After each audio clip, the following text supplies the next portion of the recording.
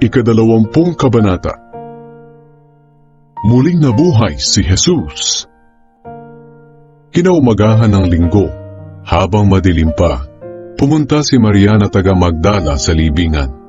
Nakita niyang naalis na ang batong nakatakip sa pintuan nito. Kaya tumakbo siya at pumunta kay Simon Pedro at sa tagasunod na mahal ni Jesus. Pagdating niya sa kinaroroonan nila, sinabi niya sa kanila, "Kinuha nila sa libingan ng Panginoon at hindi namin alam kung saan dinala."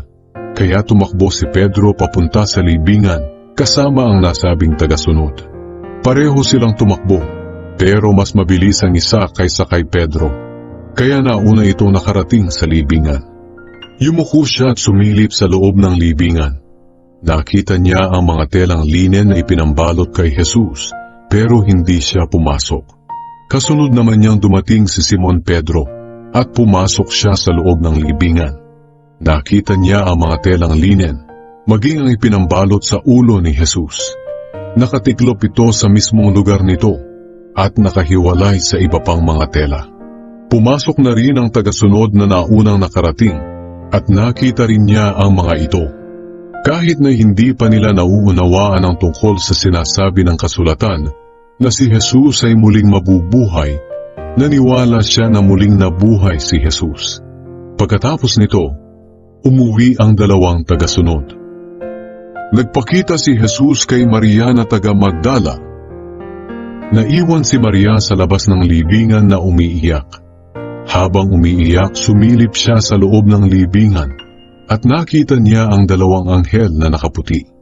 Nakaupo sila sa pinaglagyan ng bangkay ni Jesus, isa sa may ulunan at isa sa may paanan. Tinanong nila si Maria, "Babae, bakit ka umiiyak?" Sumagot siya, "May kumuha sa Panginoon ko at hindi ko alam kung saan siya dinala." Pagkasabi nito'y lumingon siya at nakita si Jesus na nakatayo, pero hindi niya nakilala na si Jesus iyon. Tinanong siya ni Jesus, "Babae, bakit ka umiiyak? Sino ba ang hinahanap mo?" Sa pag-aakalang siya ang hardinero roon, sumagot si Maria, "Kung kayo po ang kumuha sa kanya, ituro niyo sa akin kung saan niyo siya dinala at kukunin ko siya." Sinabi ni Jesus sa kanya, "Maria." Humarap si Maria kay Jesus at sinabi sa wikang Hebreo, "Rabboni." Ang ibig sabihin ay, "Guro." Sinabi ni Jesus, "Huwag mo akong hawakan, dahil hindi pa ako nakakabalik sa aking ama. Pumunta ka sa mga kapatid ko at sabihin, babalik na ako sa aking ama na inyong ama, at sa aking Diyos na inyong Diyos." Kaya pinuntahan ni Maria na taga Magdala ang mga tagasunod ni Jesus, at ibinalita sa kanila na nakita niya ang Panginoon. At sinabi niya sa kanila ang mga ipinapasabi ni Jesus. Nagpakita si Jesus sa mga tagasunod niya.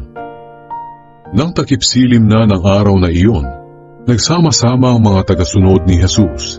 Ikinandado nila ang mga pinto dahil sa takot sa mga pinuno ng mga Hudyo. Dumating si Jesus at tumayo sa gitna nila at sinabi, "Sumainyo ang kapayapaan."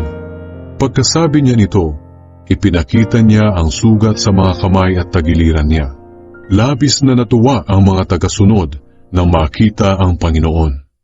Muling sinabi ni Jesus sa kanila, "Sumainyo ang kapayapaan. Kung paanong sinugo ako ng Ama, kayo ay sinusugo ko rin."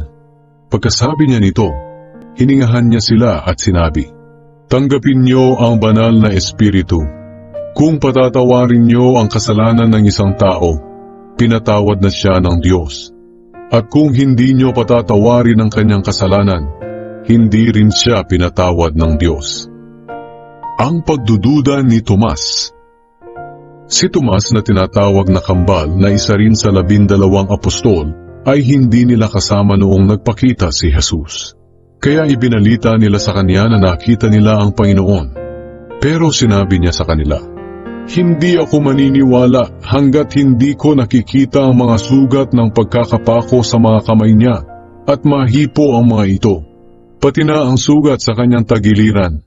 Makalipas ang 8 araw, nagtipon ulit ang mga tagasunod ni Jesus sa loob ng bahay. kasama na nila si Tomas. Kahit nakakandado ang mga pinto, dumating si Jesus at tumayo sa gitna nila at sinabi, "Sumainyo ang kapayapaan." Sinabi ni Jesus kay Tomas, "Tingnan mo ang mga kamay ko. Hipuin mo, pati na rin ang aking tagiliran. Huwag ka nang magduda, maniwala ka na." Sinabi ni Tomas sa kanya, "Panginoon ko at Diyos ko." Sinabi ni Jesus sa kanya, "Naniniwala ka na ba dahil nakita mo ako? Mapalad ang mga naniniwala kahit hindi nila ako nakita." Ang layunin ng aklat na ito. Marami pang himalang ginawa si Jesus na nasaksihan ng mga tagasunod niya ang hindi naisulat sa aklat na ito. Pero ang nasa aklat na ito ay isinulat upang sumampalataya kayo na si Jesus nga ang Kristo, ang anak ng Diyos. At kung sasampalataya kayo sa Kanya, magkakaroon kayo ng buhay na walang hanggan.